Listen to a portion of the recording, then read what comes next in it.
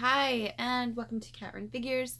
I'm your host, Caitlin, and today I have a comic review for you guys. So this is going to be an in-depth look at Exorsisters, issue 1 from Image Comics. So diving on into the story, we start off at a wedding. It's supposed to be the most wonderful day of your lives. And for Glenn and Gloria it was, until a demon from hell, or the devil himself, showed up and dragged Glenn down to hell, telling Gloria that he was going to suffer for the rest of eternity, basically, to pay off his debts, and, why the heck not? So, of course, you have to call in the Exorsisters, Kate and Kate Harrow. Identical twins. Yes, that's correct. I said Kate and Kate. So it is Kate and Cate. Otherwise known as, their parents clearly did not love them very much. But, identical twin sisters who also happen to be in the occult. Awesome. So they investigate a bit more into the disappearance of her groom and find out that now the entire wedding party and all of the guests, with the exception of the bride, has completely forgotten about the demon abduction of the groom and now just believes that Gloria was left at the altar.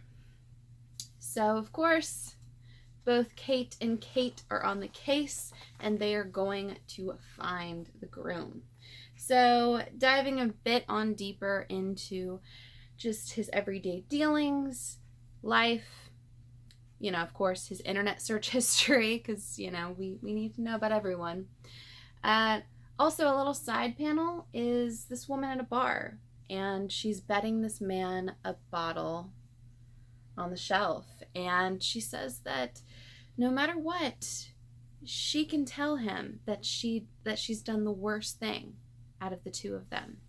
So then he tells her a story of how he accidentally killed both a child and his dog, and how he's never really slept a night since, fully. And then she whispers a story of her own, and you get to see her pouring a bottle of Jack Daniels. So, wonder what she did. Back at Harrow and Harrow, you get to see both of the sisters going through their normal setups. Kate, otherwise known as the more wild of the two, is drinking, gearing up this whole little adventure. And when it comes to her opening up a portal into hell, clearly said a little bit too much, because her doorway is tiny. So tiny, in fact, that it kind of looks like the two sisters are tumbling down the rabbit hole of Alice in Wonderland. Clearly a moment there. But once they actually enter hell, there's a bunch of hijinks with some demons. And also, I gotta tell you, I love the use of red throughout here. I love this eyeball panel right here in particular. And I think the funniest thing that they come across is a demon that has been possessed by a 6-year-old girl. So, of course, this demon is possessing this little girl's body back on our plane. But she's possessing his back in hell.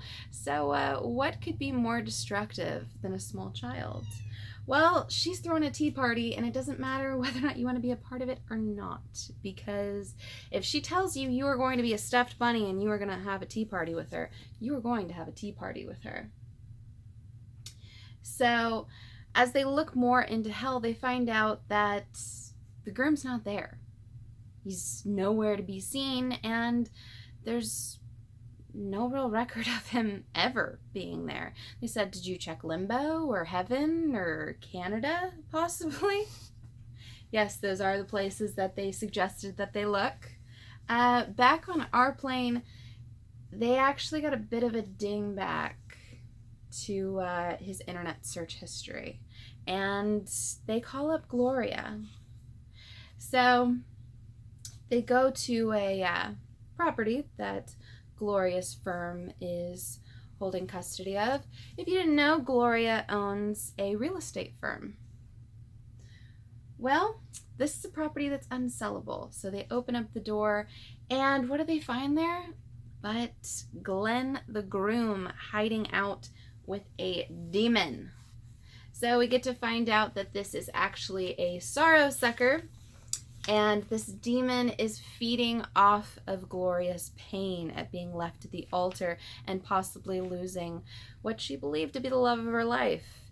And Glenn was going to allow all this to happen because he was making a ton of money off of it.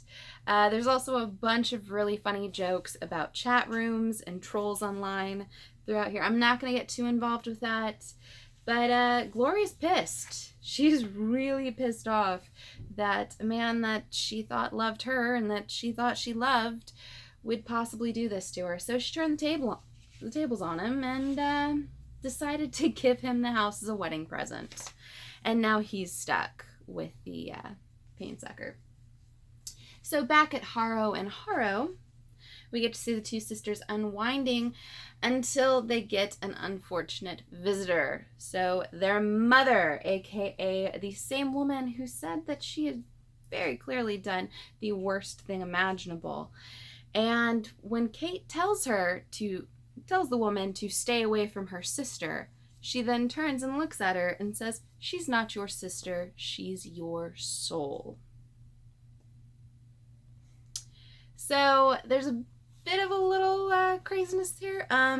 Possibly a skewed soul, possibly a deal with the devil.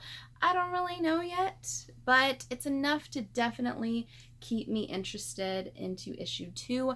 I loved the art throughout, and it was really funny. Just little quips here and there, little references. And, the fact that the two main characters are both named Kate, I'm okay with.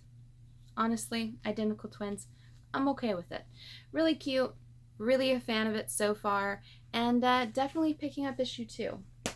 So as per usual, guys, give me a like if you like this video, comment below, and tell me whether or not you picked up Exorsisters and whether or not you enjoyed it as much as I did. Did you love the moment with the demon that was possessed by the little girl? Because I thought that was adorable personally. Subscribe to my channel for more comic book content, or check out any of the older videos I have up for offer here on Cat Run Figures. And until next time, I'm your host, Caitlin. Bye. I don't know what I would do if you were an identical twin. That would be scary. That'd be really scary. Bye.